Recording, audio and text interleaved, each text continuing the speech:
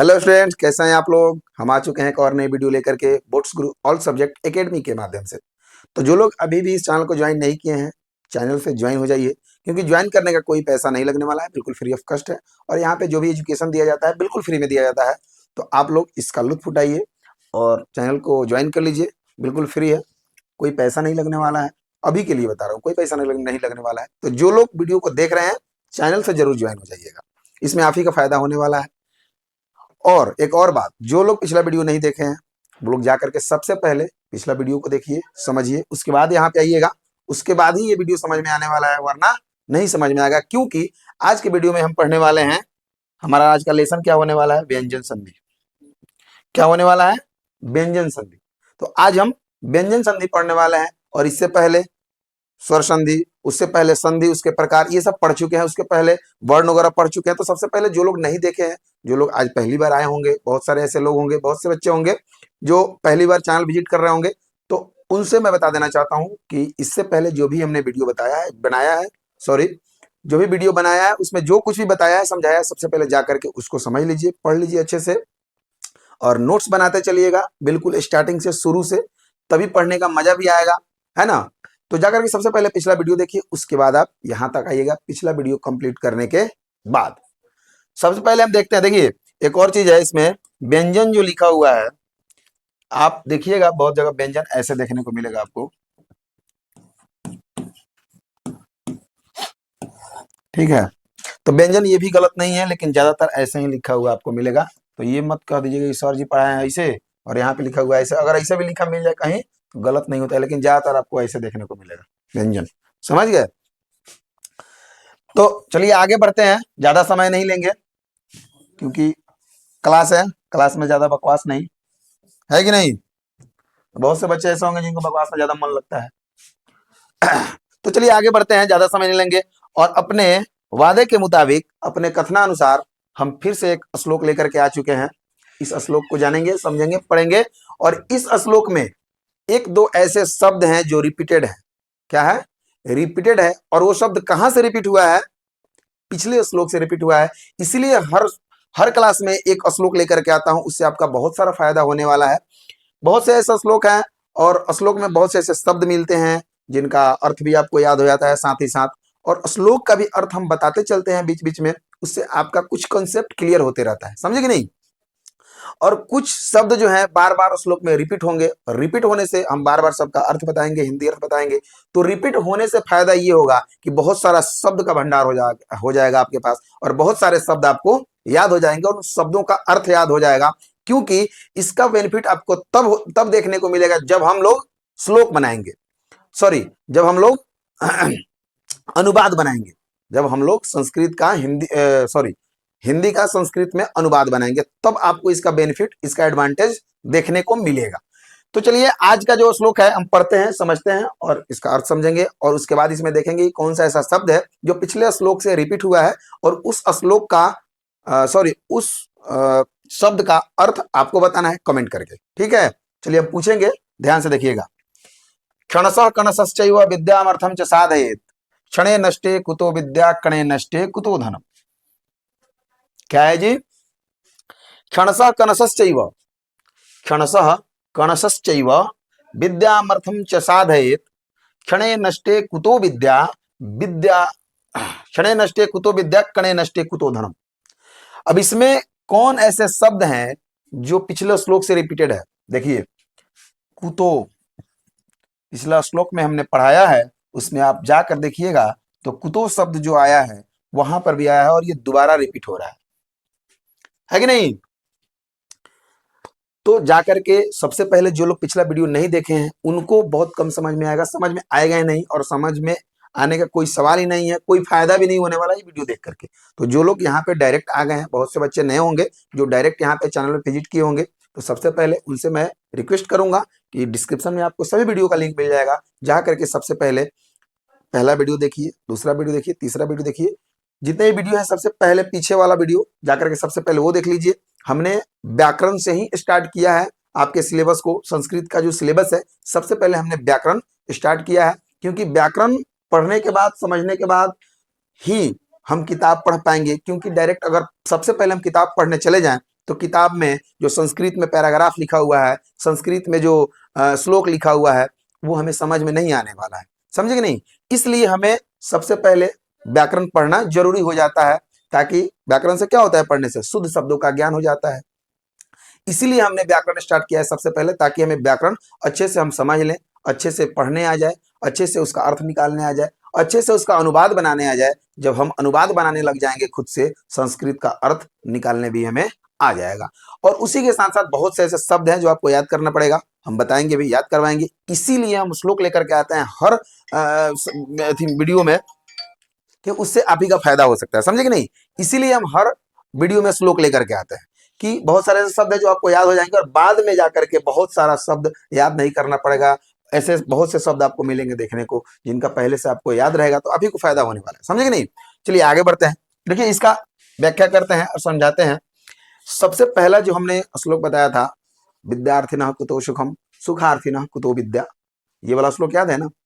नहीं याद है तो चले जाइए सबसे पहले वीडियो में, सबसे पहला श्लोक हमारा यही था, समझे कि नहीं। तो आइए इसका हम व्याख्या करते हैं, इसका हिंदी अर्थ समझते हैं। फिर से श्लोक को पढ़ते हैं कि क्षणसः कणसश्चैव विद्यामर्थं च साधयेत्, क्षणे नष्टे कुतो विद्या कणे नष्टे कुतो धनम। कुतो कहां से, यहां भी आया है कुतो, इसका अर्थ होता है कहां से। क्या होता है जी, कहां से, कहां से, समझ गए, कहां से, इसका अर्थ होता है कहां से। तो क्षणसः कणसश्चैव विद्यामर्थं च साधयेत्, क्या है जी, क्षणसः कणसश्चैव विद्यामर्थं च साधयेत्। विद्यामर्थम, इसमें आया है विद्या, विद्या, विद्यामर्थम, विद्या और अर्थ। अर्थ का मतलब क्या होता है, अर्थ का मतलब क्या होता है, धन। संस्कृत में अर्थ का मतलब धन होता है। तो इसमें विद्या प्लस अर्थ भी है कि नहीं जी।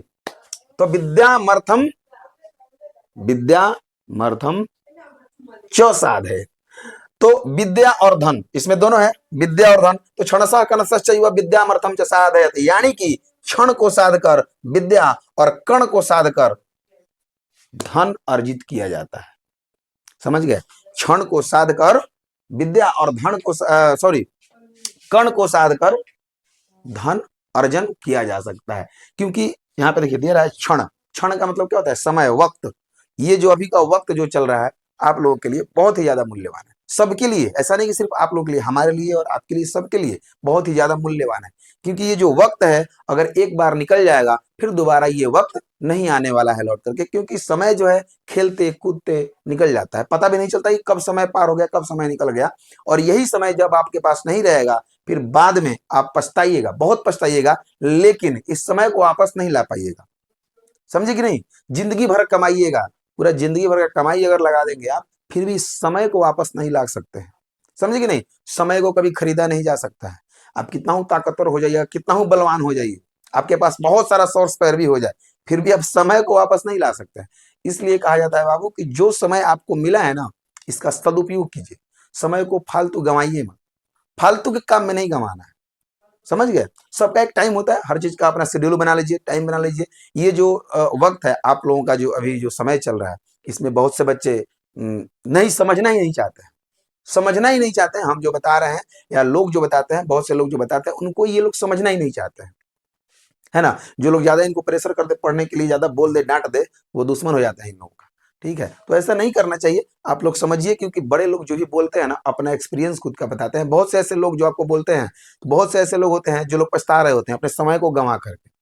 और सच्चाई यही है कि जब समय निकल जाता है तब जाके समय का मतलब पता चलता है, समय का मूल्य पता चलता है, कि वो जो समय था कितना मूल्यवान था, जिसको हमने गंवा दिया, खेल कूद में, बातों बातों में गंवा दिया। आजकल के बच्चे हैं मैट्रिक में, इंटर में, जो भी है बच्चे हैं, जाते हैं कोचिंग करने, ट्यूशन पढ़ने जाते हैं, दूर दूर, घर से 5 किलोमीटर 7 किलोमीटर चले जाते हैं दूर दूर कोचिंग पढ़ने, है ना। वहां पे जाएंगे, 10 बच्चों का ग्रुप बन जाएगा, ठीक है। अब वो अपने आप को हीरो समझने लगेंगे कि हम तो भाई हीरो हैं, मिल के 2 4 गोड़ा कूट देंगे कस के, समझे कि नहीं। यही सब उनके चलता रहता है, और यही सब करते करते करते करते उन लोगों का पढ़ाई से नाता खत्म हो जाता है। और बहुत उसी में का कुछ बच्चा ऐसा होता है जो गलत रास्ते पे निकल पड़ता है, समझे कि नहीं? तो गलत रास्ता पे नहीं जाना है, आप लोग समय का सदुपयोग कीजिए और अच्छे से समझिए और पढ़िए। तो ये समझते हैं क्षणसा कणसश्चैव विद्यामर्थम च साधयत्, यानी कि क्षण को साध कर विद्या और कण को साध कर धन संचय किया जा सकता है। कण कण को कहते नहीं, एक एक रुपया जुगा कर, पिताजी कहते होंगे आपके कि एक एक रुपया जुगा करके हमें ये घर खड़ा किया है, एक एक ईंट को जोड़ करके ये घर खड़ा किया जाता है कि नहीं? वैसे ही उन्होंने एक एक रुपया कमा करके जुगा करके, है कि नहीं, यानी कि एक एक रुपया साध करके सेव करके रखा हुआ काफी दिन तक, फिर जाके उनके पास कुछ अमाउंट हुआ होगा, तब जाके वो छत वाला घर बनवा पाए होंगे जिसमें आप रहते होंगे, है कि नहीं, जिसमें आप अभी रहते हैं। और ये जो वक्त होता है, ऐसा समय होता है, आप लोग अभी उसका मूल्य नहीं समझ पाइएगा, उस मेहनत को नहीं समझ पाइएगा। वो कब समझ में आएगा? जब आपके ऊपर खुद पड़ेगा। इसलिए अगर कहा जा रहा है, कोई भी व्यक्ति आपको बोलता है तो वो अपना एक्सपीरियंस बताता है, ऐसा नहीं कि आपको उससे दुश्मनी है, समझे कि नहीं, या उससे आपको दुश्मनी है, उसको आपसे दुश्मनी है, दुश्मनी के चलते आपको ऐसा बोल रहा है, बिल्कुल नहीं है। अगर कोई पढ़ने के लिए बोल रहा है, आपका दुश्मन भी हो ना, अगर आपको पढ़ने के लिए प्रेरित कर रहा है, बोल रहा है, तो समझ जाइएगा उससे बड़ा दोस्त आपका कोई हो ही नहीं सकता है। समझ गए? उसका देखिए, क्षणे नष्टे कुतो विद्या, जो समय गंवाते हैं, समय गंवाने वालों को विद्या कहां से आएगी? अब समय, अभी जो समय हम जो पढ़ा रहे हैं, समय है, समय निकल जाएगा, खत्म हो जाएगा। आपका मैथ का सॉरी आपका मैट्रिक का एग्जाम निकल जाएगा, बोर्ड का एग्जाम निकल जाएगा, नंबर नहीं आएगा, फेल कर जाइएगा। अगर सपोज डेट संस्कृत की वजह से ही फेल कर जाते हैं, संस्कृत में ही क्रॉस लग जाता है कि नहीं, तो आपको अफसोस होगा, लेकिन अफसोस करके कोई फायदा है? एक साल तो आपका चला गया, अब वो तो दोबारा आएगा नहीं। आपके कैरियर में एक दाग लग गया, आपके सर्टिफिकेट में एक दाग लग गया कि एक साल आप बैक हुए हैं, एक साल आप फेल कर गए थे। क्यों? सिर्फ संस्कृत की वजह से। या कोई भी पर्टिकुलर सब्जेक्ट हो सकता है, मैथ हो सकता है, सोशल साइंस हो सकता है, साइंस हो सकता है, फिजिक्स केमिस्ट्री बायो, कुछ भी हो सकता है, कि किसी एक सब्जेक्ट की वजह से, आप एक सब्जेक्ट में क्रॉस लगने की वजह से आप एक साल बैक हो गए। आप अफसोस कीजिएगा, लेकिन कोई फायदा नहीं होने वाला है। उस समय सोचिएगा कि काश हम उस सब्जेक्ट पर भी थोड़ा सा और मेहनत कर लिए होते, तो आज हम इसमें क्रॉस नहीं लगता हमको, आज एक साल हमारा बैक नहीं होता, हम भी सबके साथ चल रहे होते, या बाकी लोगों से आगे चल रहे होते। समझे? इसलिए समय नहीं गंवाना है। तो यहाँ पे लिखा हुआ है क्षणे नष्टे कुतो विद्या। कुतो मतलब कहां से?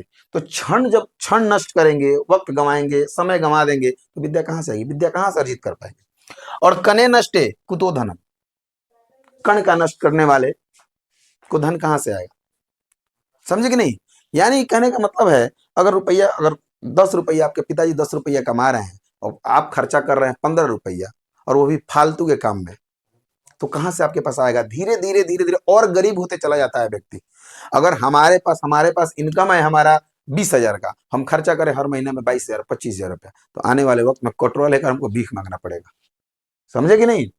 अगर हमारे पास 20,000 का इनकम है, तो हम प्रयास करेंगे कि कम से कम 5,000 रुपया कहीं ऐसे जगह पर इन्वेस्ट कर दे, ऐसे जगह पे सेव कर दें जहां हमेशा पैसा सुरक्षित रहे। 15,000 रुपया अपने घर परिवार में या खुद पे जो भी खर्चा करना है, अपना खर्चा करेंगे। 5,000 रुपया तो हमारे पास सेव है ना जी। अगर 5 महीना 6 महीना 7 महीना 8 महीना या एक साल तक हम काम किए, एक साल तक सेव किए, 5,000 का महीना अगर सेव कर रहे हैं, तो 60,000 रुपया तो सेव हुआ ना जी हमारे पास। अगर अचानक कोई जरूरत पड़ जाए पैसों की, तो हम कहां से लाएंगे? किसी से मांगने? आजकल कोई पैसा देने वाला है जी? नहीं देता है। क्यों देगा? क्यों देगा? है कि नहीं? तो आपके पास सेव है तो आपको टेंशन नहीं है। इसलिए क्षणे नष्टे कुतो विद्या और कणे नष्टे कुतो धनम, क्षण का भी और कण का भी, दोनों का आदर करें। क्षण गंवाए मत, समय गंवाइए मत, और कण को भी गंवाइए मत। समझ गए? आगे बढ़े। देखिए, अब अर्थ समझ बता दिया आपको। क्षण मतलब समय, वक्त को कहा गया है क्षणे नष्टम। नष्ट मतलब बर्बाद करना, नष्ट कर देना, बर्बाद करना। कुतो मतलब कहां से? विद्या मतलब विद्या। कणे कण, नष्ट नष्टे मतलब नष्ट करना, बर्बाद कर देना। कुतो मतलब कहां से? धनम, धनम मतलब धन। समझ गए? समझ में आएगा? तो जैसा कि हम हर वीडियो में एक एक श्लोक लेकर के आते हैं, आपको पहले ही बता चुके हैं कि इससे आप ही का बेनिफिट होने वाला है। तो आगे बढ़े, चलिए अब हम आते हैं अपने मेन पॉइंट के ऊपर, जो हमारा सब्जेक्ट रहने वाला है। देखिए बाबू, ये जो अभी हम जो लेसन पढ़ रहे हैं ना, ये बहुत ही ज्यादा महत्वपूर्ण हो जाता है, क्योंकि आपके एग्जाम में यहां से क्वेश्चंस आते हैं ना जी। यहाँ से अगर नहीं पता है तो इस साल जो एग्जाम हुआ है मैट्रिक का, क्लास 10th का जो एग्जाम हुआ है, तो संस्कृत का पेपर लेकर के देखिएगा, और उसको लेकर के देखिएगा, नहीं देखना ही चाहिए आप लोगों को, लेकर के देखिए और उसको, उसमें जो भी क्वेश्चन दिया गया है उसको सोल्व करने की प्रयास करें। उससे आपका फायदा होगा। सोल्व कीजिएगा तो आपके दिमाग में बढ़ जाएगा, बार बार उसको सोल्व कीजिए, 2 बार 3 बार 4 बार 5 बार 10 बार 50 बार, जितनी बार मन करे उतनी बार उसको सोल्व कीजिए। समझ गए? सभी पेपर्स को, सभी पेपर, जो भी पेपर्स का एग्जाम जो भी हुआ हो गया है, सब पेपर्स का सारा पेपर सब व्यवस्था कर लीजिए कि इसलिए जिनका एग्जाम हुआ है उनके पास होगा पेपर, उसे ले लीजिए और सभी देखिए, उसको पढ़िए, समझिए, उसको सोल्व करने की कोशिश कीजिए जो भी उसमें दिया गया है कि नहीं। अब जैसे जो लोग पिछला वीडियो नहीं देखे हैं उनको कैसे समझ में आएगा, बताइए कैसे समझ में आएगा? मैं अगर दे दूं 9 धन यम, अब कोई बताएगा कि क्या होगा इसका? इसका संधि करके बताओ, कमेंट कीजिए फटाफट, जल्दी जल्दी कमेंट। जो लोग देखे हुए हैं पिछला वीडियो अभी कमेंट करेंगे जल्दी। जो लोग पिछला वीडियो देख चुके हैं उन लोगों के लिए, जो लोग नहीं देखे हैं उन लोगों के लिए भी है, आप लोग प्रयास कीजिए, कमेंट कीजिए और बताइए इसका संधि क्या होगा, संधि करके बताइए, फिर हम बताते हैं।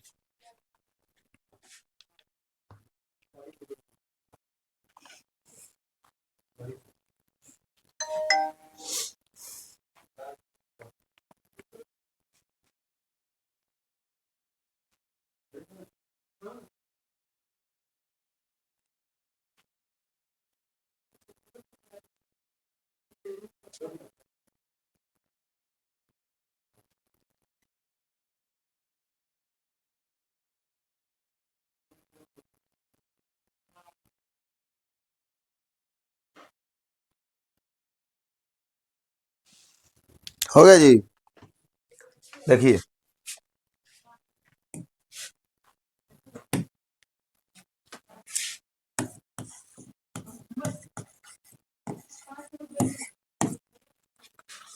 कौन कौन लिखा है, जिसको नहीं पता, अब देखिए कैसे पता चलेगा, जो लोग पिछला वीडियो नहीं देखे हैं उनको नहीं पता चलेगा, क्यों 9 प्लस यम का नाभ्यम कैसे हो गया, कैसे हो गया नाभ्यम? तो ये तब पता चलेगा जब पिछला वीडियो आप जाकर के देखिएगा, इसीलिए कहता हूं जाइए सबसे पहले पिछला वीडियो देखिए, है ना, उसके बाद यहाँ पे आइएगा। तो चलिए हम सबसे पहले देखते हैं, आज जो हमें पढ़ना है वो है व्यंजन संधि। क्या पढ़ना है? व्यंजन संधि। स्वर संधि पढ़ लिया आप लोगों ने, संधि पढ़ा, स्वर संधि पढ़ा, स्वर संधि के प्रकार पढ़ा, जो भी है कंप्लीट किया उसको। उसके बाद अब आता है हमारा व्यंजन संधि। तो आज व्यंजन संधि को देखेंगे, इसलिए प्रेम से और इत्मीनान से, दिल से वीडियो को देखिएगा और समझिएगा, समझे कि नहीं? क्योंकि अगर मन लगाकर नहीं पढ़िएगा तो हमारा कुछ नहीं जाएगा, जाएगा आपका, क्योंकि हम तो अपना काम कर रहे हैं, हमारा काम है पढ़ाना, समझाना, बताना, हम प्यार से बता रहे हैं, समझा रहे हैं कि आप लोग समझ जाइए, समझे? तो अपना कोशिश कीजिए समझने का, समझ में नहीं आए तो कमेंट कीजिए, जहां भी समझ में नहीं आए, जहां भी दिक्कत है कमेंट कर दीजिए। हम बार बार बोलते हैं, हर वीडियो में बोलते हैं कि अगर आपको समझ में नहीं आया है उसको नोट कीजिए, नोटबुक में नोट कीजिएगा, नोट करते चलिएगा, जहां पे नहीं समझ में आया टिक लगा दीजिए, कमेंट बॉक्स में कमेंट कीजिए कि हमको ये चीज समझ में नहीं आया है। नेक्स्ट बार में या शॉर्ट वीडियो में हम बताएंगे, कोशिश करेंगे, जिस टाइप का आपका क्वेश्चन होगा उस टाइप का हमारा वीडियो होगा, उस टाइप का हम वीडियो बना करके वीडियो में पूरा डिटेल्स में समझा देंगे आप लोगों को, तो कोई दिक्कत नहीं होने वाला है। इसलिए कहता हूं कि ध्यान से वीडियो को देखिए, समझ गए? देखिए व्यंजन वर्ण किसे कहते हैं? व्यंजन वर्ण का स्वर अथवा व्यंजन वर्ण के साथ, किसके साथ? व्यंजन वर्ण का, किसका? और क्या पढ़ रहे हैं हम लोग? व्यंजन संधि पढ़ रहे हैं। स्वर वर्ण में क्या पढ़ा था हम लोगों ने कि स्वर का स्वर के साथ में संधि होता है, समझ गए? स्वर का स्वर के साथ में जो संधि होता है और उससे जो विकार उत्पन्न होता है उसे स्वर संधि कहते हैं। इसी तरह से पढ़ा था ना जी हम लोगों ने, इसीलिए कहता हूं जाकर पिछला वीडियो देख लीजिए। देखिए तो इसमें क्या है, व्यंजन वर्ण, हम व्यंजन संधि, सॉरी व्यंजन संधि पढ़ रहे हैं, तो इसमें लिखा हुआ है कि व्यंजन वर्ण का स्वर अथवा व्यंजन वर्ण के साथ, क्या है? व्यंजन वर्ण का स्वर अथवा व्यंजन वर्ण के साथ जो संधि होता है वह व्यंजन संधि कहलाता है, समझे कि नहीं? आइए फिर से पढ़ते हैं कि व्यंजन वर्ण का स्वर अथवा व्यंजन वर्ण के साथ, यानी कि व्यंजन वर्ण का स्वर के साथ भी हो सकता है या फिर व्यंजन वर्ण के साथ। व्यंजन वर्ण तो व्यंजन वर्ण के साथ तो होगा ही, और स्वर्ण वर्ण के साथ भी हो सकता है। इसीलिए लिखा हुआ है कि व्यंजन वर्ण का स्वर अथवा व्यंजन वर्ण के साथ जो संधि होता है वह क्या कहलाता है, वह व्यंजन संधि कहलाता है। जैसे यहां पे दिया गया है उत, देखिए होता क्या है ना, बार बार उसको समझाते हैं फिर भी समझ में नहीं आता है उसको। देखिए होता क्या है कि येलो कलर में जो है ना हलंत नहीं दिखता है, ठीक है, बिल्कुल इतना छोटा सा दिखेगा, इतना छोटा सा, समझ गए। हलंत जो है अब वही व्हाइट में देखिए सब में दिख रहा है, जहां भी है दिख रहा है आपको, लेकिन येलो कलर में दिखता नहीं है। उसको बताए थे कि येलो कलर में मत करो, फिर भी येलो कलर में कर दिया। आइए, तो क्या था जी, व्यंजन वर्ण का स्वर अथवा व्यंजन वर्ण के साथ जो संधि होता है वह व्यंजन संधि कहलाता है। जैसे जैसे देखते हैं क्या है, और देखिए नोट्स बनाते चलिएगा आप लोग, क्योंकि अगर नोट्स नहीं बनाइएगा तो आपका घाटा हो जाएगा। इसलिए वैसे पैसा तो लग नहीं रहा है आपका, ठीक है, फ्री में सब कुछ बताया जा रहा है, फ्री में ज्ञान दिया जा रहा है, तो आप लोगों का काम है कि बिल्कुल नोट्स को बनाते चलिए, कॉपी रखिएगा, हर सब्जेक्ट के लिए अलग अलग कॉपी रखिएगा, सभी सब्जेक्ट के लिए अलग अलग कॉपी रखिए, नोटबुक रखिए, और उसमें नोट बनाते चलिए, समझे। ये तो वीडियो अवेलेबल रहेगा आपको यूट्यूब पे भी, जब खोजिएगा तब मिल जाएगा, लेकिन आपको नोट्स बनाते चलना है, उससे आपका बेनिफिट होगा। जब कुछ भूल गए या 2-3 महीना या एग्जाम के 2 महीना पहले उसको अच्छे से हम रिवाइज कर लेंगे, उससे आपका बेनिफिट होगा। जो भी पढ़े तो हैं ही पहले से, और एक बार जैसे रिवाइज करेंगे सब चीज दिमाग में लोड हो जाएगा, मेमोरी में सेव हो जाएगा। तो व्यंजन वर्ण का स्वर अथवा व्यंजन वर्ण के साथ जो संधि होता है वह व्यंजन संधि कहलाता है। जैसे उत जुड़ लेख, उत जोड़ लेख, ये क्या है, व्यंजन वर्ण है ना जी, तो व्यंजन वर्ण है, प्लस लेख, ल क्या है, व्यंजन वर्ण है, उत जोड़ लेख उल्लेख। अब आप कहिएगा कि यहाँ पे त है और यहाँ पे ल है, ल और त मिलके ल ल कैसे हो गया, आधा ल कैसे हो गया, उत जोड़ लेख है तो ये तो होना चाहिए उत लेख, है कि नहीं, ये तो ऐसे होना चाहिए।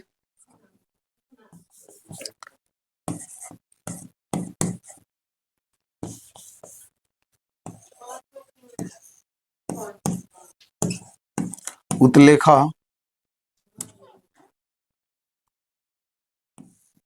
ऐसे होना चाहिए उत्लेखा, लेकिन नहीं, ऐसा नहीं होगा। अब क्यों नहीं होगा बताते हैं। एक और है यहाँ पे देखिए, दिक जोड़ अंबरह, क्या है जी, दिक जोड़ अंबरह, क्या होगा, दिगंबरह।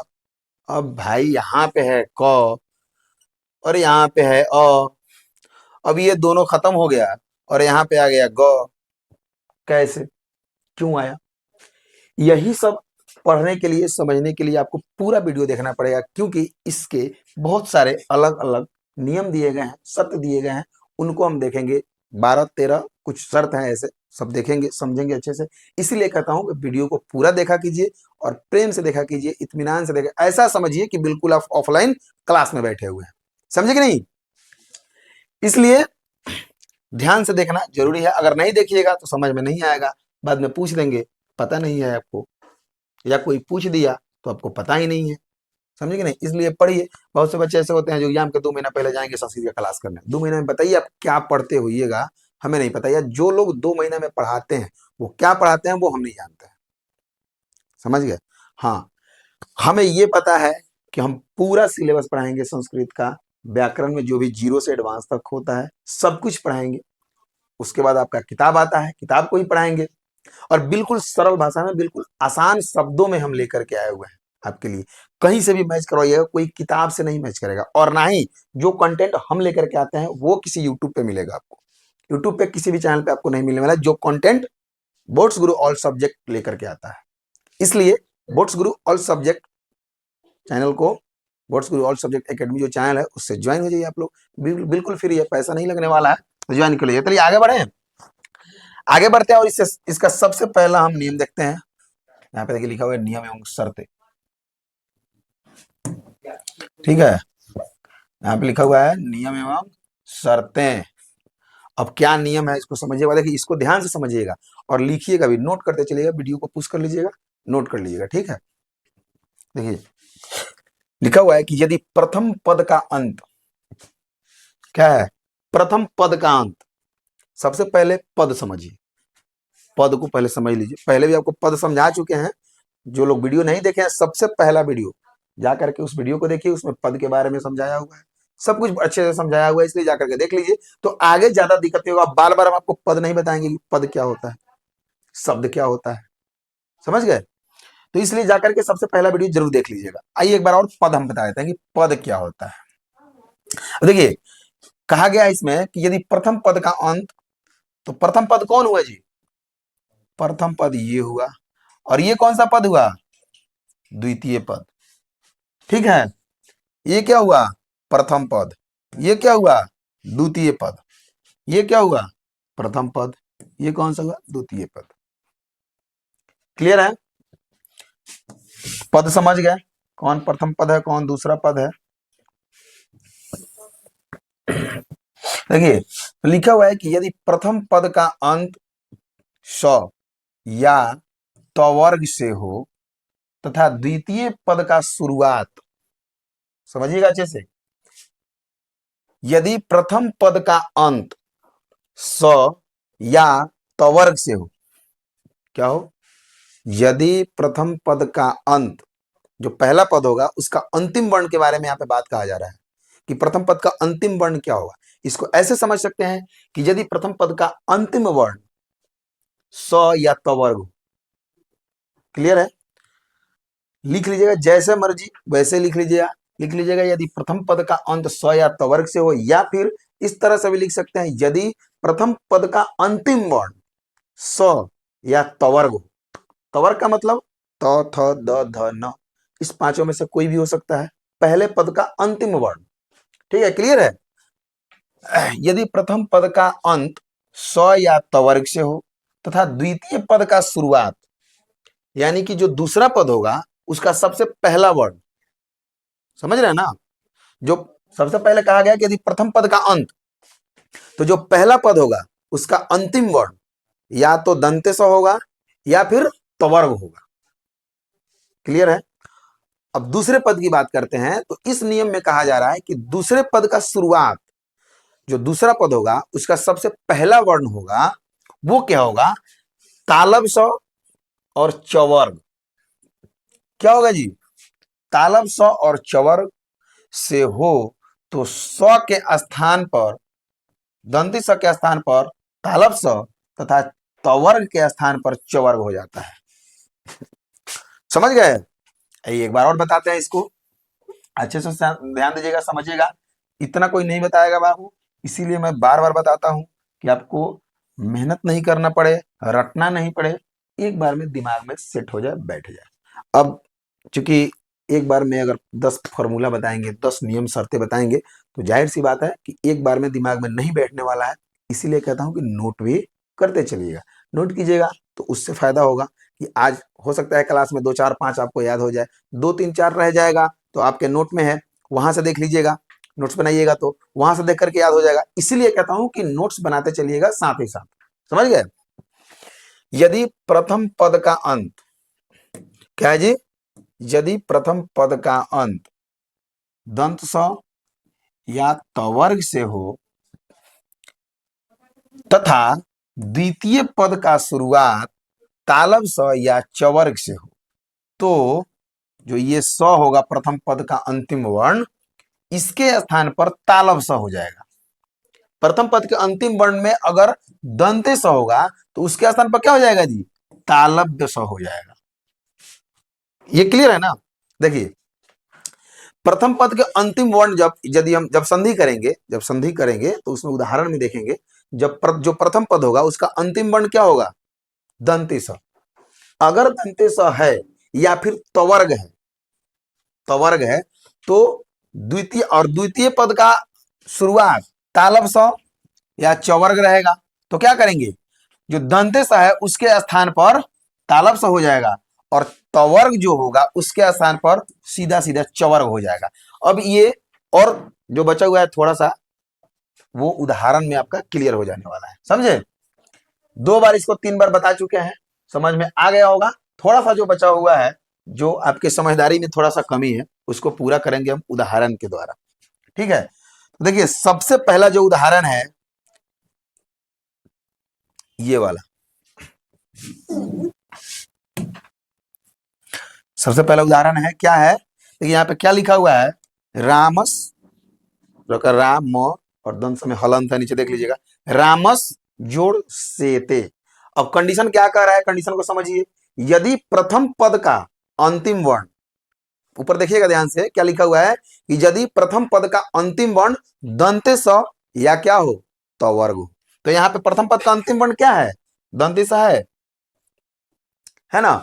और देखिए अगला क्या कर रहा है कंडीशन, कि यदि दूसरे पद की शुरुआत तालब स या चवर्ग से हो, है ना जी, तालब स या चवर्ग से हो, तो यहां पे क्या है, तालब स है, पहले पद का अंतिम वर्ण क्या है दंते स, और दूसरे पद की शुरुआत तालब स से हो रहा है यहाँ पे। उसके बाद कंडीशन क्या कह रहा है, अगर ये कंडीशन मैच करता है तो क्या होगा, इस स के स्थान पर क्या हो जाएगा, तालब स हो जाएगा, क्या होगा, तालब स हो जाएगा। तो इस यहाँ पे आधा स है, यहाँ पे आधा भी, तालब स भी आधा होगा, तो क्या हो जाएगा, यहाँ पे देखिए रामस सेते हुआ, ये स हट गया यहाँ से, यहाँ आया जब इसका संधि हुआ तो दंती स हट गया और उसके जगह पर एक तालब स आधा तालब स आ गया, तो हो गया क्या, रामस सेते। समझ गए होंगे।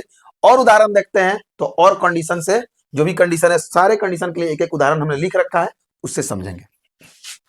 ये समझ गया, पहला कंडीशन क्या था कि यदि प्रथम पद का अंतिम वर्ण दंते स हो और दूसरे पद की शुरुआत स से हो, तो क्या होगा, दंते स के स्थान पर तालब्य स हो जाएगा, आधा तालब्य स, ठीक है, हलंत लगा हुआ है ध्यान रखिएगा।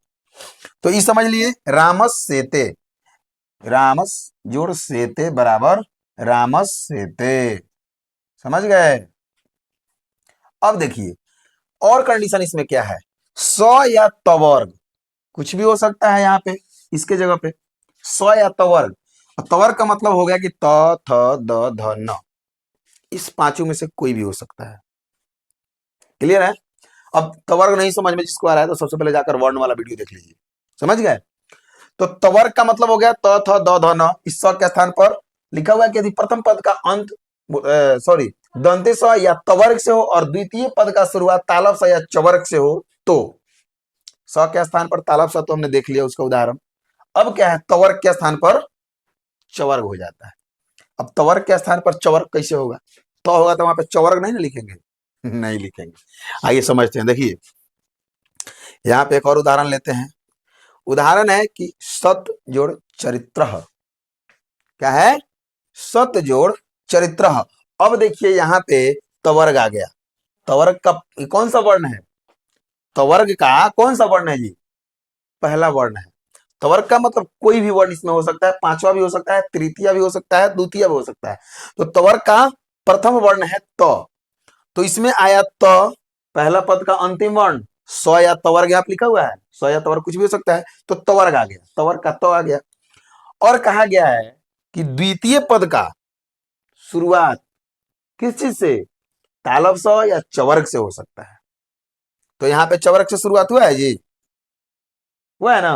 अब इसका संधि करेंगे तो क्या होगा, इस उदाहरण को छोड़िए, सबसे पहले आप कंडीशन समझ लीजिए, आप खुद बना लीजिए। कंडीशन में क्या है कि तवर्ग के स्थान पर तालब स तवर्ग के स्थान पर चवर्ग हो जाता है, समझ गए। तो यहां पे तवर्ग लिखा हुआ है और यहाँ पे च है, तो क्या होगा, इसके स्थान पर क्या हो जाएगा, चवर्ग ही हो जाएगा। अगर यहाँ पे चवर्ग हो तो ये भी चवर्ग ही हो जाएगा। चवर्ग का कौन सा वर्ण होगा, यहाँ पे जो रहेगा छ होगा, तो इसके जगह पर छ ही आएगा, मतलब कि यहाँ पे जो रहेगा वही आएगा, समझ गए।